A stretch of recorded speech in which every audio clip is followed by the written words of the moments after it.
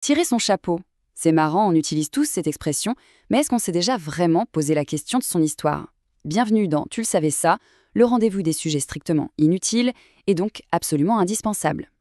C'est quand même la question centrale, non?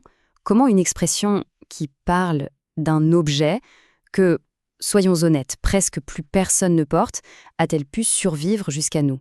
C'est un petit mystère de la langue française qui est assez fascinant. Allez, on va creuser ça ensemble.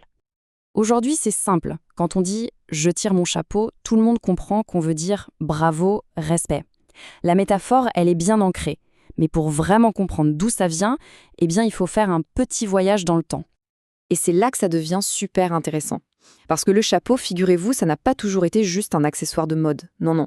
Pendant des siècles, c'était beaucoup, beaucoup plus que ça. C'était une sorte de carte d'identité sociale posée sur la tête. Alors, si on regarde un peu l'histoire, du Moyen-Âge jusqu'au XIXe siècle, le chapeau, c'était vraiment le marqueur social par excellence.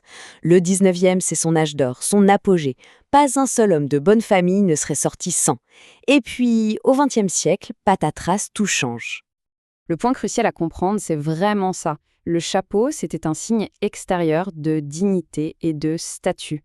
Vous voyez le tableau? Une belle plume par-ci, un tissu de soie par-là. Tout ça, ça envoyait un message très clair sur qui vous étiez, sur votre importance. Et là, on touche au cœur du sujet. Parce qu'enlever son chapeau, même juste un instant, ce n'était pas du tout un geste anodin. C'était, en fait, accepter de mettre de côté son propre statut, sa propre importance, pour marquer son respect à quelqu'un. C'était un acte de déférence vraiment puissant symboliquement. Forcément, un symbole aussi fort, ça ne reste pas juste un symbole. Ça va se transformer en geste de politesse, un geste très très codifié, une sorte de petite chorégraphie sociale que tout le monde connaissait et maîtrisait. Et ce geste, il s'est vraiment intégré dans la vie de tous les jours. Entre hommes de la haute, c'était la base pour se saluer. Devant une dame, ça devenait tout de suite un signe de galanterie. Et le plus fou, c'est que le salut militaire qu'on connaît tous aujourd'hui, eh bien, c'est l'héritier direct de ce vieux geste, celui de porter la main à son couvre-chef pour symboliquement se découvrir. Ok, maintenant qu'on a le geste, la question c'est comment est-ce qu'on est passé de cet acte très physique, très concret, à une expression qu'on utilise tous les jours sans même y penser? Comment le geste est-il devenu un mot? En fait, l'évolution est super logique. C'est presque une petite pièce en 4 actes. Acte 1, le chapeau est un symbole de rang. Acte 2, l'ôter devient un geste de respect. Acte 3, ce geste devient une salutation normale. Et l'acte final, le geste physique disparaît, mais son souvenir, lui, reste bien vivant dans la langue.